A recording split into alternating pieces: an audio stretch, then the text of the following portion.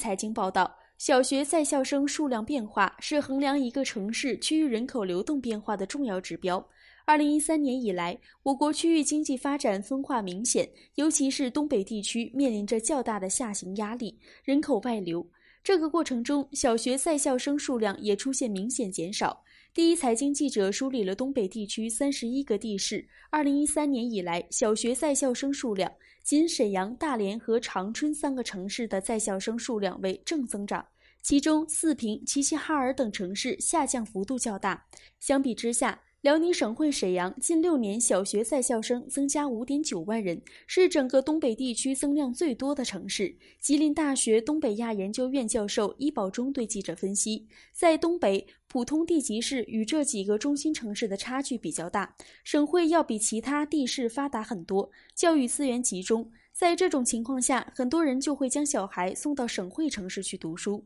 另外，小学生到中心城市读书，往往是由于父母到中心城市工作，大城市的就业机会比较多。在这种情况下，人口以及小学生逐渐向中心城市集中。中新网报道，国庆假期前，秋天的第一杯奶茶爆火，微博热搜一路飙升，朋友圈里茶香四溢。同一个世界发出同一个疑问：秋天的第一杯奶茶到底是个啥？不仅你我没有反应过来，奶茶店老板也懵了。起初是在9月22号秋分之际，一个女孩子晒出与男友的聊天记录，男友发出52元爱心红包作为女孩购买奶茶的费用。这一既暖心又暖胃的做法吸引众多网友纷纷效仿，并延伸为朋友、亲人给你买奶茶。最终意义就是有人惦记你，有人爱着你。对于这一社交网络催生出的消费热潮，著名经济学家宋清辉认为，奶茶经济的成功在于最后的营销炒作。有媒体报道，由于秋天的第一杯奶茶的火爆，多个品牌的奶茶销售翻了3至4倍，喜茶、一点点等品牌的部分门店甚至因为爆单而暂时打烊。10月8号，美团 APP 发布的2020 11长假生活消费报告显示，仅长假前4天，平台的奶茶订单量就超过11亿。据一点科技讯，10月14日下午消息，针对杭州蛋壳公寓的公司财务跑路、公司破产倒闭的传闻，蛋壳公寓官方微博回应称，近期部分合作方因与公司存在商业纠纷，采取了过激行为，散布蛋壳跑路、倒闭等相关不实言论、视频、图片，公司已报警处理。目前，蛋壳公寓经营活动一切正常，请大家放心。同时，我们也正在积极处理纠纷，请大家不信谣、不传谣。国家卫健委网站发布，10月13号0至24时，31个省、自治区、直辖市和新疆生产建设兵团报告新增确诊病例20例，其中境外输入病例14例，其中广东6例，上海5例，陕西3例，本土病例6例，均在山东，无新增死亡病例，新增疑似病例2例，均为境外输入病例。境外输入现有确诊病例229例，现有疑似病例5例。截至10月13号24时，据31个省、自治区、直辖市和新疆生产建设兵团报告，现有确诊病例241例。31个省、自治区、直辖市和新疆生产建设兵团报告新增无症状感染者18例，当日转为确诊病例7例，当日解除医学观察16例，尚在医学观察无症状感染者381例。累计收到港澳台地区通报确诊病例5777例。山东省卫健委通报，2020年10月13号0时至24时，山东新增本地确诊病例6例，均由无症状感染者转归，累计报告确诊病例775例，死亡7例，治愈出院756例。山东无新增境外输入疑似病例、确诊病例，累计报告境外输入确诊病例69例，累计治愈出院68例。山东无新增无症状感染者。正在隔离观察治疗的无症状感染者5例，目前共追踪到密切接触者26332人，尚有594人正在接受医学隔离观察。据中国新闻网消息，中新社北京10月14日电，我爱我家研究院13日晚发布最新报告显示， 9月，北京住房租赁交易量租金同比下滑，市场正向淡季过渡。业界分析认为，未来北京租赁交易量将继续下行，租金也呈现稳中有降的态势。统计数据显示，9月北京住房租赁交易量环比下降12.4%，同比增长6.84%。报告指出，受疫情影响，今年夏季高峰延迟到8月才出现，但市场的淡旺季走势并没有改变。8月交易量冲高之后，市场自9月开始下行，并向淡季迈进。但9月市场降温后，租金再度下滑，价格水平明显低于2019年，回到了2018年年初的水平，并创下2年来新低。据大连理工大学微博消息，10月13日早7时左右，我校化工学院一名研究生被发现在实验室身亡，经公安部门初步调查排除他杀，具体情况正在进一步调查中。事件发生后，学校立即成立工作专班，全力配合公安机关和家属处理相关事宜。家长失去孩子，学校失去学生，我们深感惋惜并沉痛哀悼。参考消息报道，据美联社莫斯科消息，俄罗斯外交部长谢尔盖·拉夫罗夫当地时间周二警告说，俄可能冻结与欧盟的联系，以回应欧盟因俄反对派人士阿列克谢·纳瓦利内疑似中毒事件而对俄实施的制裁。这一前所未有的威胁反映了俄罗斯和欧盟之间的紧张关系。拉夫罗夫说，我们可能不得不暂时停止与那些负责外交政策、不理解相互尊重对话必要性的西方人士对话。报道称，在拉夫罗夫发表这一强硬声明的前一天，欧盟外长们同意对那些被指责与纳瓦利内疑似中毒事件相关的俄罗斯官员和组织实施制裁。据环球网台海消息，指控台当局领导人蔡英文博士论文造假的台湾媒体人彭文正被蔡英文控告妨害名誉。今天14日，彭文正向台湾检察官求处死刑。彭文正自嘲，今天这场庭有几个史上罕见的情况，被告完全坦诚犯行，陈述所有犯罪事实。被告求检察官处死刑，检察官忍不住不时在庭上憋笑。彭文正的辩护律师张静则称，彭文正答辩状称自己罪行重大，其实是在求败，拜托检察官起诉，因为起诉之后才能传唤蔡英文查明真相。蔡英文告彭文正妨碍名誉，彭文正反告蔡英文诬告，这两个互相排斥，不会同时存在。我们静待检察官起诉彭文正，大家就可以到法庭看证据的呈现。据观察者网消息，据香港政府新闻网10月12日消息，香港特区行政长官林郑月娥已于当天下午率领特区政府代表团到深圳出席14日举行的深圳经济特区建立40周年庆祝大会。13日，林郑月娥在接受深圳卫视采访时谈到了深圳在 GDP 等经济指标上反超香港的话题。对此，他表示不介意人们总是说深圳本地生产总值已经超过香港，因为他对香港的竞争力有信心，也对两地良性竞争和深度合作抱有期待。界面新闻消息，据路透社14日消息，知情人士表示，华为技术有限公司正在与神州数码集团有限公司和其他竞购方进行谈判，以出售其荣耀智能手机部门的一部分，交易价值达250亿元人民币，37亿美元。消息人士称，其他竞购方包括 TCL 和小米。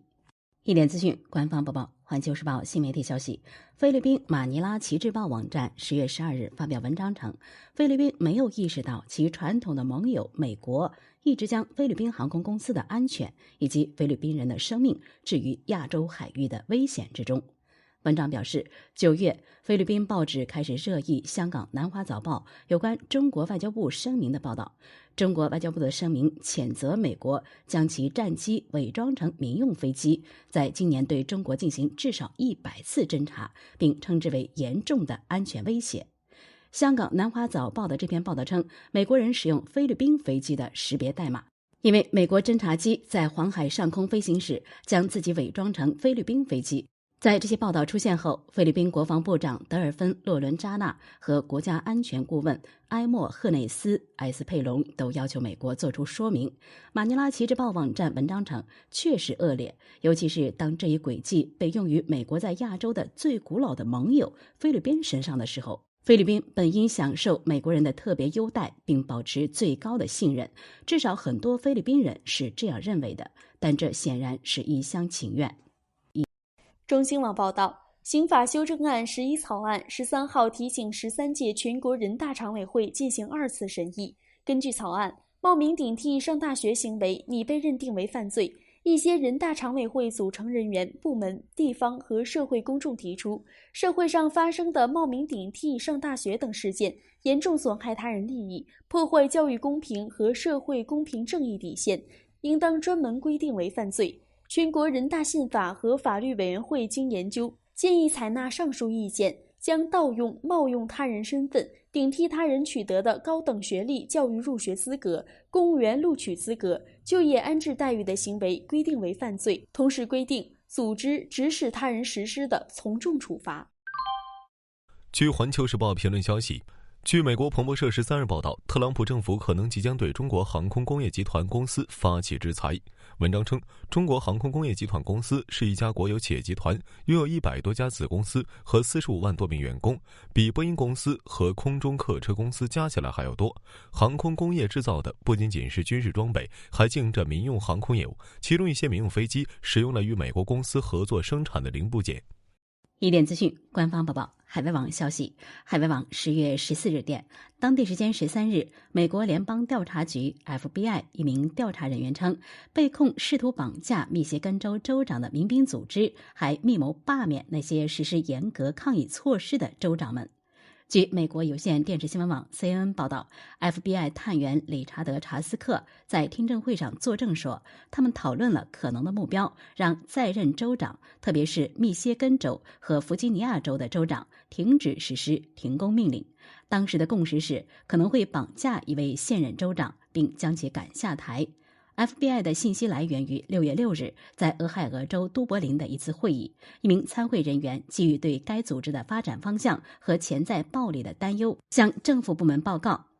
一点资讯，官方报报。环球网国际消息，近日，国际知名民调机构易普索发布了一项名为《新冠疫情中世界各地幸福状况》的排名。中国93%的受访者感到幸福，在27个受访国家中排名榜首。但令人意外的是，一些在新冠疫情中伤亡惨重的国家，也有超70%的受访者表示他们很幸福。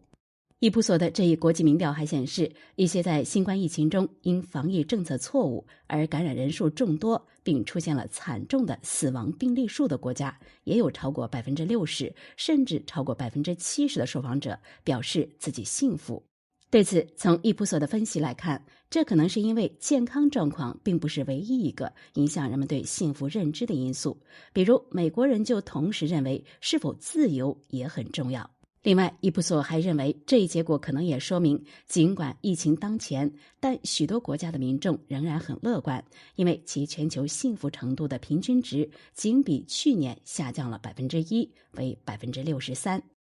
北京日报客户端综合报道，近日，青岛疫情中的0号病人是谁，从何而来，备受全国关注。吴尊友介绍，目前0号病人是谁仍没有明确答案。初步判断显示，疫情与11黄金周没有直接联系，很可能与境外输入病例管理有关。本次疫情累计发现的6例确诊病例和6例无症状感染者与市胸科医院高度关联，而这所医院承担着收治境外输入新冠病毒感染者的任务。本次青岛疫情中，有一位出租车司机成为确诊病例，引起担忧。吴尊友介绍，该名司机从无症状感染者转为确诊病例，说明这位司机处在感染早期，对他而言，接触的人扩散的范围非常有限。11期间，青岛接待旅客450万人次。吴尊友称，去过青岛的游客没必要全部隔离。从目前检测情况来看，疫情主要局限在胸科医院，游客没有机会接触到病人。但如果在医院所在区乘坐了出租车，要核对一下是否乘坐患病司机的车辆。值得注意的是，今年4月，青岛收治境外输入病例的胶州中心医院曾有病人被感染，该院副院长邢春礼和魏秀娥做出了免职处理。吴尊友说，青岛疫情再次敲响警钟，全国在接收境外输入病例时要进一步监督检查闭环封闭完好，有没有漏洞。据海外网10月14日电，如何处理囤积在福岛第一核电站场地内含有放射性物质氚的核污水，一直令日本政府十分苦恼。13日，日本政府称将于本月下旬召开废炉污水政策关系内阁级别会议，正式决定处理核污水的处理方针。政府拟从多个备选方案中将排入海洋定为最终处理办法。据环球网文旅消息，中新网10月13日电，据中央社13日报道，日本游客片野山原本计划3月只在秘鲁待几天，目的是参观古印加帝国遗迹马丘比丘。未料受新冠疫情影响不得进入，在等待了快7个月的时间后，秘鲁特地为他开放了这一遗迹。当地时间10月12日，秘鲁文化部长内伊拉表示，日本游客片山的申请获得特准，得以进入马丘比丘。他怀着入区的梦想来到秘鲁，这位日本公民已与我们园区负责人一同进入。他完成梦想后就能回到他的国家。辽沈晚报报道，最近63岁张女士总是肚子转着痛，愁坏了一家人。张女士从吉林来到中国医大4院检查，医生竟发现胃里有一个金属杆状的东西。家住吉林省德惠市张女士上个月总是感觉肚子不舒服，去了当地的几家医院做了好几项彩超检查，结果却显示没有什么问题。张女士来到了沈阳做了腹部 CT， 这次终于有了结果，胃内竟然有个金属杆样的东西，而且已经穿透胃壁进入到了腹腔，差一点扎破胆囊。医生告诉张女士，即便是通过腹腔镜手术，也很有可能找不到身体里的小金属杆。辗转了几天，张女士来到了中国医科大学附属第4院消化内镜内科。赵之峰主任询问患者的病史后，给出自信的回答，可以尝试着用胃镜经口把这个异物取出来。由于进入体内时间很长，异物已经被肉芽组织包裹，黏膜表面也已经愈合。手术中，医生换超声、换刀、换热凝钳，经过几次反复，终于勾上来一条长长的钢针。仔细辨别，竟然是一个注射器针头的金属杆部分。昨日，中国医大4院消化内镜内科副主任医师李诺介绍，金属针头可能是吃肉时没细嚼夹带进去的，但万幸的是，针头经过咽喉、食道直到胃部都没有造成大的创伤和穿孔。据青岛卫健委消息，截至10月13号下午15时30分，青岛全市核酸检测已完成采样423万份，已出结果194万份，确诊病例和无症状感染者均没有增加。中国疾控中心流行病学首席专家吴尊友介绍，大规模核酸检测对了解疫情规模提供了非常重要的技术手段。从现在的结果显示，这次疫情规模应该不会太大。吴尊友提到，当病例发生的时候，还是挺担心的。如果病人主动在社区门诊就诊的话，就提示后面有一定数量的病例。现在来看，青岛的疫情规模应该低于北京新发地和新疆疫情，主要是集中在一个医院。辽沈晚报报道，采取强奸、寻衅滋事、非法拘禁等犯罪手段控制并强迫卖淫，直接控制11家涉黄 KTV， 累计非法获利6589万余元。在沈阳警方组织大量警力调查侦破，将以38岁男子孙某为首的黑社会性质团伙一举端掉。2019年1月，沈阳市公安局接到群众举报称，一个以孙某为首的违法犯罪团伙涉嫌组织卖淫犯罪。接到案件线索后，沈阳康平县公安局展开侦查工作。经查明，孙某等人先后在11家涉黄场所内组织卖淫活动，并纠集招募刑满释放社会闲散人员为其管理场所充当打手，逐步形成了以孙某为首的犯罪团伙。2019年11月，在掌握大量证据的基础上，警方在孙某等人经营的多家涉案场所将主犯孙某等27名犯罪嫌疑人抓获，同时一举抓获涉嫌卖淫、嫖娼的违法嫌疑人72人。9月14号，沈阳康平县人民法院已对该涉黑案件的被告人进行一审开庭审理和宣判，首犯孙某数罪并罚，并判处有期徒刑23年，并处没收个人全部财产。新华视点消息，习近平说，党中央经过深入研究，决定以经济特区建立40周年为契机，支持深圳实施综合改革试点，以清单批量授权方式，赋予深圳在重要领域和关键环节改革上更多自主权，一揽子推出27条改革举措和40条首批授权事项。一点资讯，官方报道。环球网国际消息，以色列国防军2支连队的士兵近日被爆出在训练基地的食堂排队打饭时发生争执，并最终发展成一场群殴，期间还有士兵给枪上膛，场面一度相当紧张。据今日俄罗斯电视台12日报道，这2支连队上周日因谁应该先到食堂吃饭的问题而大打出手。目击者称，现场一度十分激烈，其中一名士兵甚至开始给手中的枪上膛。斗殴持续了数分钟，大约有30人参与，其中21人受伤。大多数受伤士兵在现场接受治疗，但有8人需住院治疗。然而，2名受伤的士兵在医院接受治疗时又打了起来，但很快就被分隔开。以色列国防军在声明中称，这次斗殴是一件不同寻常的严肃事件。报道称，事发后2支连队的训练都被暂停，他们将被要求参加有关以色列国防军价值观的课程培训，并将在基地指挥官的监督下共同度过1个晚上，以调和矛盾。以色列国防部还称，那些未能迅速阻止士兵冲突的指挥官都将面临严厉的惩罚。青岛日报社10月13号讯，10月13号晚，青岛市委统筹疫情防控和经济运行工作领导小组指挥部召开第13次工作例会，安排部署当前重点工作。省委常委、市委书记、市委统筹疫情防控和经济运行工作领导小组指挥部组长王清宪主持会议并讲话，副省长孙继业、市委副书记王鲁明出席。会议指出，此次疫情暴露出我市在常态化疫情防控中存在的短板和漏洞，全市各级各部门要高度重视，深刻反思，举一反三，深入贯彻落实习近平总书记关于做好疫情防控的重要指示要求，按照党中央、国务院决策部署和省委省政府工作要求，时刻保持战时状态，在国家卫健委工作组的指导下，从严从实从快从细抓好救治、流调、排查、检测、风控等工作，坚决把疫情防控各项措施落到实处，全力打赢打好疫情防控的人民战争，总体战、阻击战。环球网消息，13日，中国、俄罗斯以及古巴在第75届联合国大会上成功当选2021至2023年度人权理事会成员。面对这一结果，美国国务卿蓬佩奥似乎有点不是滋味。13日，蓬佩奥在推特上写道：“中国、俄罗斯与古巴当选联合国人权理事会成员，证明了美国2018年退出该理事会与利用其他渠道捍卫并促进人权的决定是正确的。在今年的联合国大会上，我们就是这样做的。”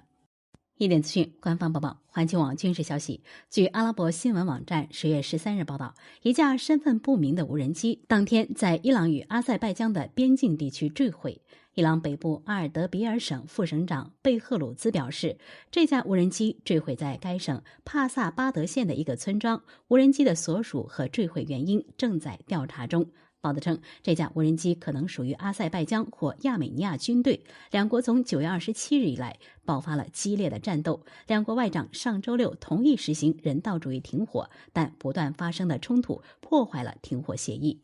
新华视点消息，习近平说，当今世界正经历100年未有之大变局。新冠肺炎疫情全球大流行，使这个大变局加速演进，经济全球化遭遇逆流。保护主义、单边主义上升，世界经济低迷，国际贸易和投资大幅萎缩，国际经济、科技、文化、安全、政治等格局都在发生深刻调整，世界进入动荡变革期。我国正处于实现中华民族伟大复兴的关键时期，经济已由高速增长阶段转向高质量发展阶段，经济长期向好，市场空间广阔，发展韧性强大，正在形成以国内大循环为主体，国内国际双循环相互促进的新发展格局。我国经济正处在转变发展方式、优化经济结构、转换增长动力的攻关期。据新京报消息，新京报快讯，据 CNN 报道，当地时间10月13日，美国总统特朗普再次抨击了美国顶级传染病专家安东尼·福奇，并称他的投球手臂比他的预测准确得多。在福奇表示不会屈服于压力后，特朗普再次对福奇进行抨击。此前，特朗普竞选团队曾截取福奇数月前的讲话片段放在竞选广告中，福奇控诉其竞选团队是在断章取义。据外交部发言人办公室消息，在10月13日外交部例行记者会上，有记者问：近日，美国务卿蓬佩奥等高官称，有中国大量投资的交易不是好交易，需警惕"一带一路"制造的债务陷阱。你对此有何回应？赵立坚称，蓬佩奥公开把撒谎、欺骗、偷窃视为美国的荣耀，他就像一部复读机，反复播放着反华磁带。所谓债务陷阱，是美式撒谎外交的又一例证。新华视点消息，习近平说，广东是改革开放的排头兵、先行地、实验区，是建立经济特区时间最早、数量最多的省份。深圳是改革开放后党和人民一手缔造的崭新城市，是中国特色社会主义在一张白纸上的精彩演绎。深圳广大干部群众披荆斩棘、埋头苦干，用40年时间走过了国外一些国际化大都市上百年走完的历程。这是中国人民创造的世界发展史上的一个奇迹。